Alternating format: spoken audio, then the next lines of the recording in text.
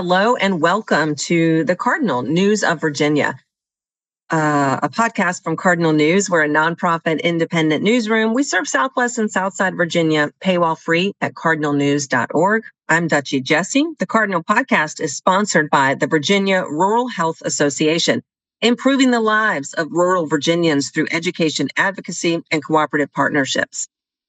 Today, we are talking with our Bristol area reporter, and that's Susan Cameron. Hi, Susan. Hi, Dutchie. Hello. Thank you for sitting down with us. You have been reporting recently, earlier this summer. You had a story talking about how two flood-prone counties in our coverage area in Western Virginia, Buchanan and Botetourt, were chosen for pilot flooding emergency warning systems. Which is great news for these counties. Botetourt tends to see more flash flooding. Buchanan County has seen very, very destructive flooding. I feel like it's a chronic issue at this point. Tell us about why this pilot system, newish system. Well, tell me how it's new to these areas. What are we talking about in terms of like flooding intelligence technology? You're talking mainly about rain gauges and sensors that let them know how the water level, how close it is to the top of a bridge, for example. You're looking at historical flooding data. They do a lot of mapping, and they have put it all together in these software systems so that these emergency management directors can pull it up on a dashboard on their computer or their phone and know exactly what's happening at multiple spots in the county, which they've never had access to before. They only knew what was going on where they were, unless they had someone in another part of the county. But it just gives them, at their fingertips, they have a lot of information that helps them know where to go or where to send emergency people and that kind of stuff. So let's again provide context for anyone who's new to the podcast or to Cardinal News. Unfortunately, Susan, you've been covering a lot of flooding-related, weather-related disasters in recent years, even for Cardinal News, because the far southwestern part of the state in particular, so that Bristol area, it's near the borders, it's very mountainous, rugged territory. And so there's a lot of runoff, of course, but there's been a lot of problems and it seems to be intensifying. We know that weather events can be more severe and quickly a real problem in terms of the amount of rainfall we get these days. But there are other factors, particularly in Buchanan, that exacerbate the risk for flooding. Can you talk about that a little bit? Yeah, just a little bit of history. Since August of 2021, Southwest Virginia has had 5 major flooding events. That's 4 years. 3 of them have been in Buchanan County. And we're not talking a few houses flooding. We're talking about 80 houses or 90 houses being destroyed. It's catastrophic flooding. And we just had less than 2 weeks ago, the community of Dane and Russell County was flooded. Right, earlier this summer. Yeah. It's flash flooding. It happens very quickly and it's very dangerous. And we've never had flooding this many times or that many in a row over such a short period of time. And so Buchanan and Botetourt has more of a flash flooding issue, but it's not as there's not the large events that occur in Buchanan. Yeah. They had one about 6 weeks ago that affected 8 homes. But as far as exacerbating, the good thing about these warning systems is it's a lot more than just warnings. They're looking at the underlying issues of why they keep flooding. And the truth is that every time they have a flood, it's easier to flood the next time. It takes less water because the storms bring debris down into the streams and rivers, and so it takes less amount of water each time to flood. The first time they had a flood in 2021, the emergency director told me it took 7.5 inches of rain to flood. The last one was 3.5. And the next one, they expect that they could flood like that with just 2 inches of rain. Which is So, great context, Susan. That's pretty, for people that don't live down there, it's hard to imagine how, as you said, it's taking less and less to cause this because of the history, because of the pattern and what's left behind from previous events. So that's and really important information. So I want to talk a bit about the program itself. You mentioned some of the technologies involved. I think there's like ultrasonic radar or river pulsar. sensors. Yes, Mhm. yes, sensors.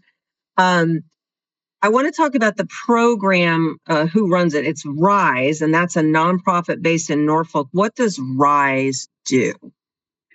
It helps communities that are struggling with the effects of climate change, who are dealing with flooding and sea level rise, try to become more resilient and to find ways to keep it from being so bad the next time it happens. I don't think we're going to stop them at this point, but they're trying to help them deal with it. And they hold challenges every once in a while.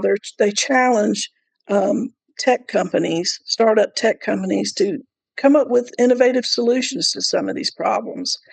And there's one company that's been working in Buchanan County. It's called Merrick, and it's Mm-hmm. based out of Pawleys Island, South Carolina.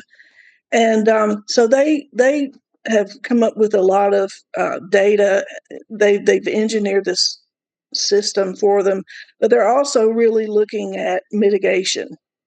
And so they've visited the area a couple of times and developed a 77-page report, just a lot of detail about why the area floods, which areas flood, and then steps they can take to, try to help. And the main step that Buchanan can take is they need to clear out the debris, and they know Mm-hmm. that, and they're trying to work with state and federal officials to start that process.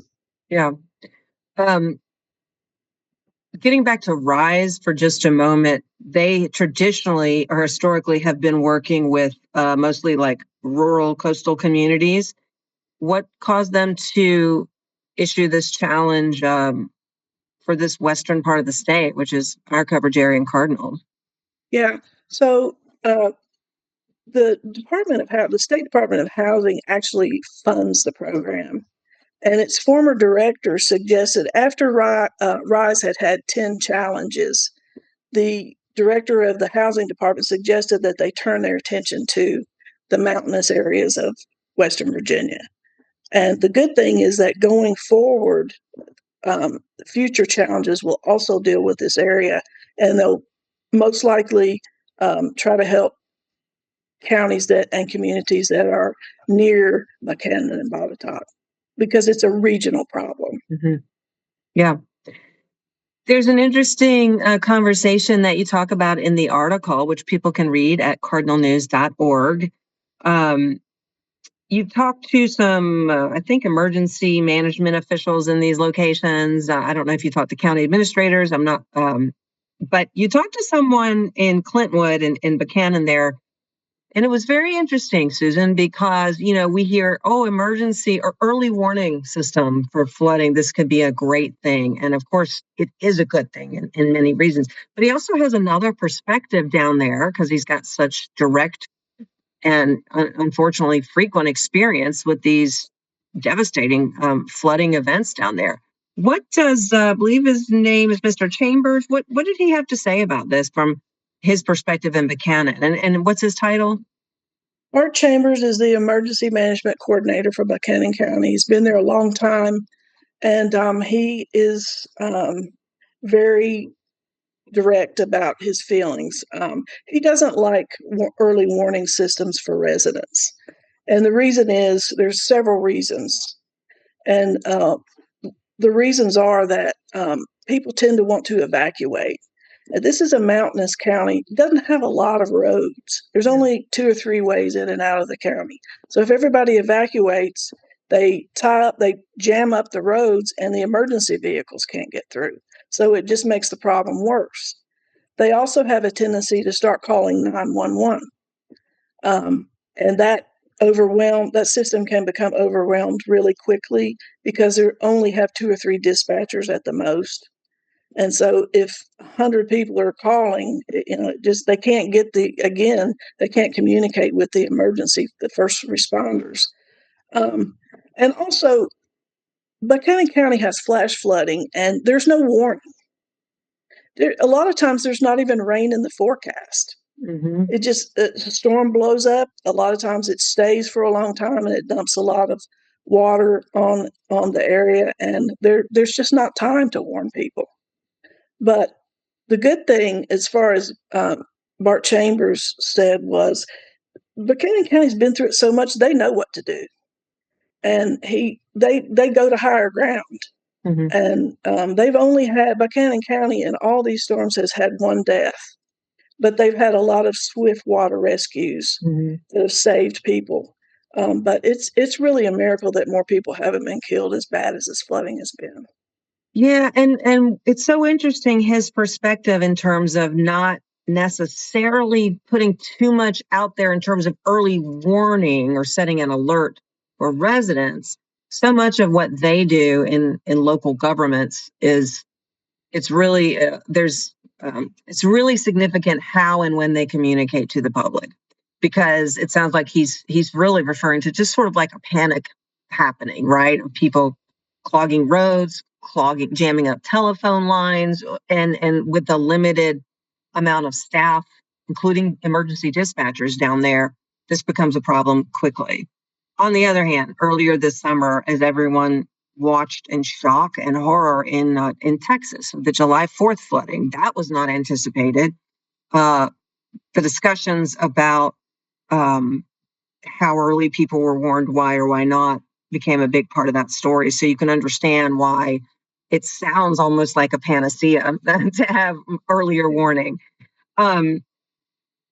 So some of this technology, though, having said all that and knowing how Mr. Chambers looks at it, when he was told, I guess, about this opportunity to have this pilot flooding emergency system in place, what has been his reaction? Has he been able to look at the detail of what they can provide him? Did he comment to you about that? There are a lot of forms of alerts. First of all, he's not a fan of alerting the public necessarily, but he is alerted. Right, And right. he can then alert the other emergency people and get them deployed where they need to be. So there's that. But I'm sorry, what was the question? His reaction to the technology, the advanced technology that now Buchanan gets to have access to that they haven't previously, the level of detail they can see. He's really excited because of that detail. I know a few weeks back we've had a lot of rain all over the area this summer, and they've had a number of days where they've been under warning. And for the first time, he was able to see that it rained 2.5 areas over in the Breaks Interstate area, the area of the park.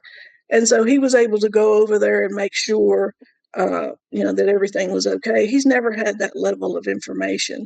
And he's just really impressed by the people behind these tech companies, their knowledge, and they can tell him if he removes this amount of debris from streams, how much less of a chance will they be flooded. It's just amazing, and that's the word he used. He's been amazed by what they can do. Yeah, your article mentions how it can get down to the level of detail, not just, okay, this town, this part of this town, this community, down to the house, the building, right? Yeah, I mean it's amazing. It pinpoints where things are happening, and so they know where to send resources. It's more information. It's just there's a better response. And the emergency director in Botetourt County, he also says that those early warnings are tricky. But so he's on board with that too. It's a tricky call. I was going to ask you, getting over to Botetourt County, which, as you stated, it doesn't have the level of like literally catastrophic flooding. You said it tends to be more flash flooding. situation. So what's their perspective on this pilot program that now they've been chosen for as well? How do they anticipate it'll help? They say that it will allow them to be more proactive than reactive to storms, as they've been in the past. And they're using a lot of water sensors, and this pilot project is funded through next July, I think mid-July, and they're already looking for grants and trying to find the money to pay for it themselves after that. That's how strongly they feel about it. Anything surprise you in covering this story about these two pilots happening? Just that it just makes you realize what a problem this is, and that I'm just really happy that people are starting to offer some help, in ways that they can maybe mitigate future flooding. That's what they need.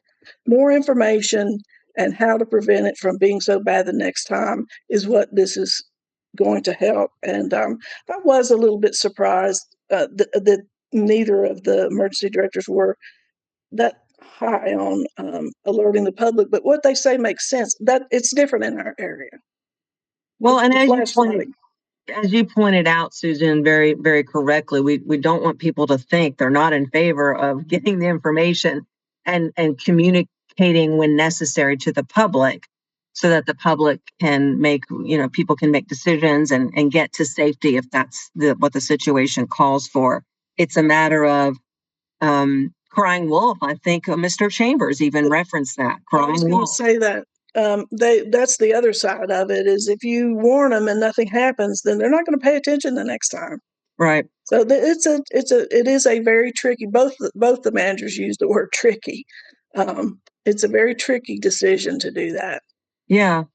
Well, unfortunately, I think we will be hearing some kind of follow up with this story, because the weather is likely to hit someone hard again, and not, not too far. It seems to be happening more frequently. And then you have like traditional historical weather patterns that happen certain times of year.